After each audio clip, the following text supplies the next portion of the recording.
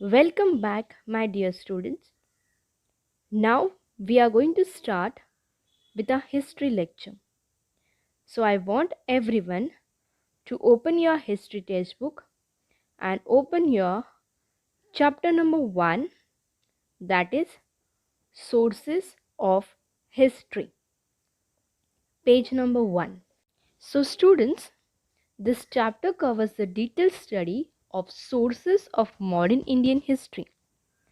The sources are found in abundance and variety. They are in much better condition than the sources of ancient and medieval Indian history.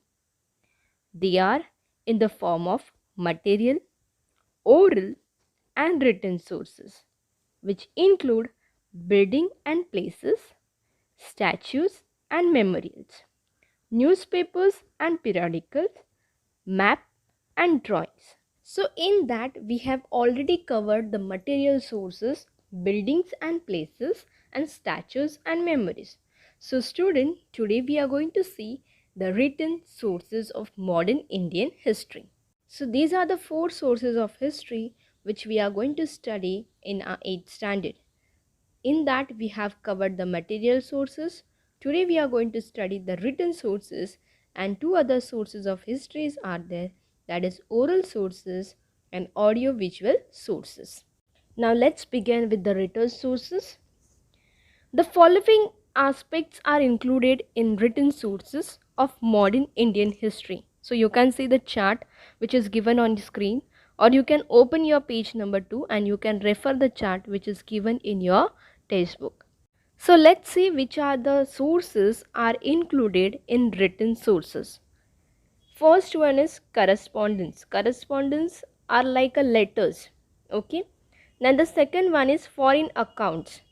There are many foreign travelers who travel in India during modern times. Okay, so they have also written the history of India. So the foreign accounts are also giving the history or also giving the information about the Indian history. Then the newspapers are there which are also providing us the information. Biographies. Biographies means it's a book or it's a story or it's an account which is written on some particular person by other person. Okay, for example, Shivaji Maharaj. There are many books of Shivaji Maharaj are available, or the biographies or the life stories of Shivaji Maharaj are available, but that is written by someone else. He himself has not written. If he is going to write, then it will be the autobiography. Okay, the person who is writing about his own life, that is called as a autobiography. Or some other person is writing on that person. For example, Shivaji Maharaj is there, so he is writing about life of the Shivaji Maharaj, then that will be a biography. For example, in 6th standard in English textbook you have the lesson like autobiography of the great Indian buster. That was a bird, and he is writing on his own life story, or he is writing his own life story. Okay, so he is telling everything about his life. Okay, so that is called as a autobiography. When someone is writing about his own life, okay, that is called as a autobiography. And the one someone else is writing on that particular person, then it is called as a biography. Okay, or someone is writing on famous leaders, life story of a famous leaders, then it is a biography. So now I hope everyone understood what is autobiography and biography. Biography someone else write, and autobiography that particular person's write. So they are also very important sources of history. Then we have a periodicals, means just like a magazines, weekly or monthly or yearly we are getting the periodicals. Okay, so they are also providing us the information.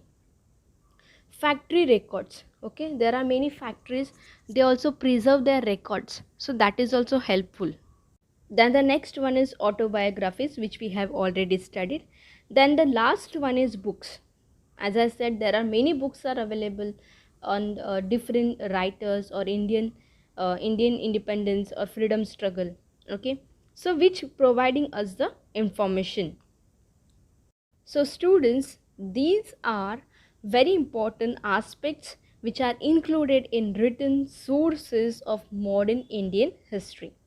Now from that we are going to study which are very important, that is newspapers and periodicals.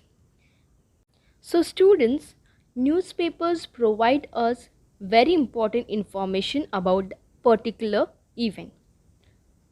For example, about independence, okay, or freedom struggle. So these are the very important events which happened in India, and they are providing us information about that particular event, or whatever happens in our day to day life.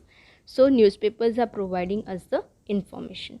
So the students, newspaper provide us information about the very important events. Even the newspapers, they are providing information about political, social, economic and cultural happening of that period. As I said earlier, the newspapers gives us the information about India's freedom struggle.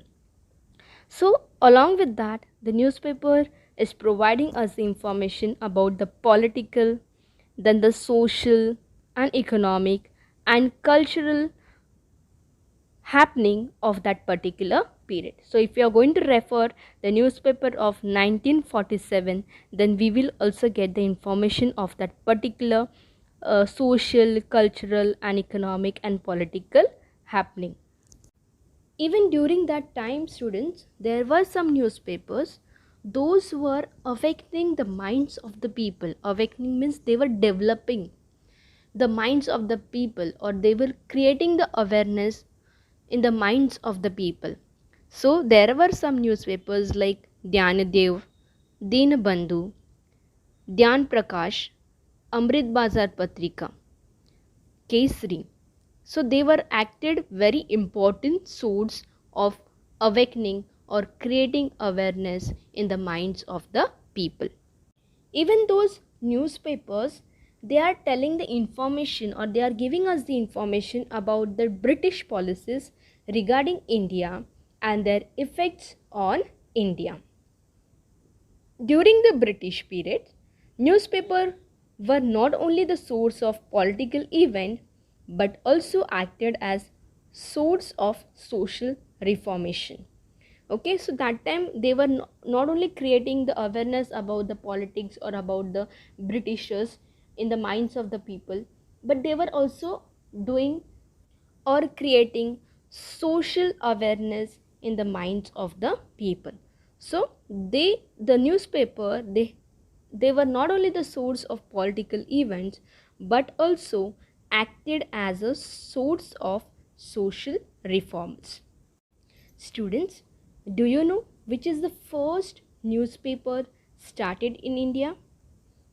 It is Hike's Bengal Gazette, which was started in the year 1780, and it was started under the British Raj by James Augustus Hickey. Okay, and it was called it as a Bengal Gazette. So this is the first newspaper which was started in India in English language.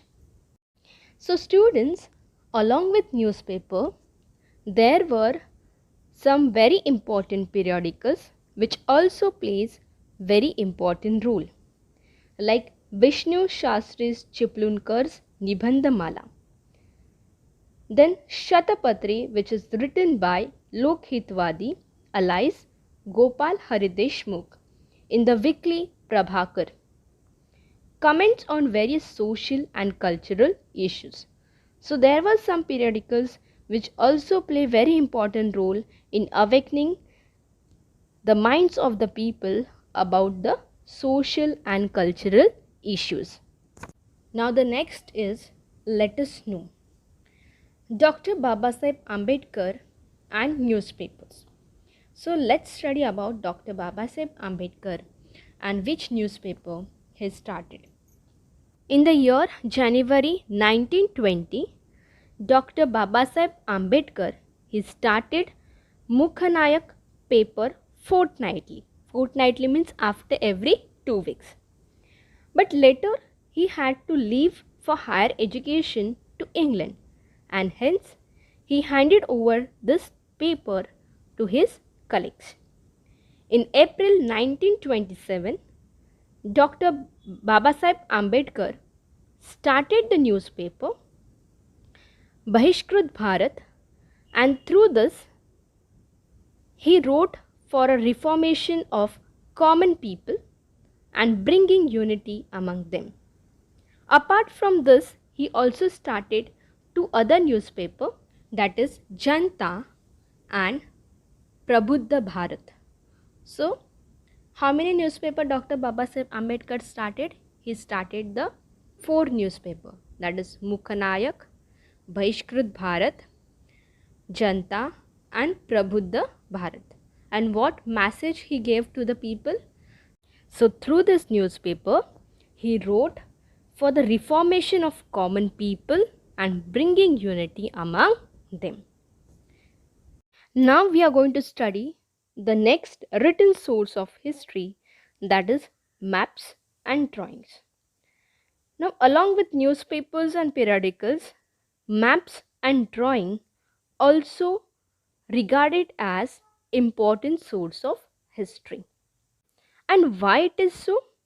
Because through maps we can trace a particular location or a changing nature of a city, and that is why maps play a very important role in sources of history. The Survey of India was an independent department which was established during the British period. So through the scientific method of survey, they have created the maps of India, various provinces of India, and also the cities, etc. Similarly, the plans designed by the architect proves important from the view of study of architecture of building as well as phases of development process of a particular area. For example, the Department of Mumbai Port Trust has the original plan of Bombay Port. Information about development of Bombay city can be understood through the plans drafted by architects and engineers. So in short, maps and drawings help us to understand the various developmental phases in particular area. Also, through the Department of Mumbai Port Trust, they have the original plan of Bombay Port, and that gives us information about development of Bombay city. Also through the scientific method of survey, they have created the maps of India, various provinces of India and cities, which gives us information exactly where that particular location is situated, or we can trace any city or we can trace any provinces with the help of maps and drawings. So that is why maps and drawings also regarded as important source of history. Now we are going to study the next or the third source of history, that is oral sources. The following sources are included in oral sources of modern Indian history. So let's see which are the following sources are included in modern Indian history. First one is folk songs, povadas, folk tales, narrations, interviews, fair, jalsa, art group, rhythmic prose, OVs, inspirational songs. So these are the sources are included in oral sources of modern Indian history. From that we are going to study two, that is inspirational songs and povadas. Let's begin with the first one, inspirational songs. The word inspirational means give motivation. So as I said, we are studying the modern Indian history. So we are studying the period of freedom movement. So if we are going to talk about the period of freedom movement, then various inspirational songs were composed. Composed means created. And why those inspirational songs were created or the motivational songs were created? To give motivation to the people, because that time it was very much important to give motivation to the people, okay, or the freedom fighter. And that is why inspirational or motivational songs were created or composed. At present, some of the songs are available in written form. Like if you are going to talk about Sare Jahan Se Acha, Hum Honge Kamayab. So these are the inspirational or motivational songs which are available in written form. But there are other inspirational songs were also there which were unpublished, and those songs were memorized by freedom fighters. So, few songs are written and few are unpublished. They are not written, but those songs were memorized by the freedom fighters. Through these inspirational songs, we can get information about the condition during the pre-independence period. Pre means before. So through this inspirational songs or motivational songs, we get the information or we come to know the condition of our country before independence. Also, the spirit behind the freedom struggle could be understood. So, how was the spirit? The word spirit means mood, quality, or the attitude of the people. Okay. In short, in Hindi, it is called as a josh. Okay. How was the josh of the people or the spirit of the people behind the freedom struggle could be understood. So, how we come to know about the spirit of the people or the condition of the our country before independence? Through this inspirational songs. Now, next we are going to study Povada. Povada is a source for getting information about a historical event or a work of a particular person. The word Povada means glorify. So through the Povada, they glorifying some particular person or a historical event.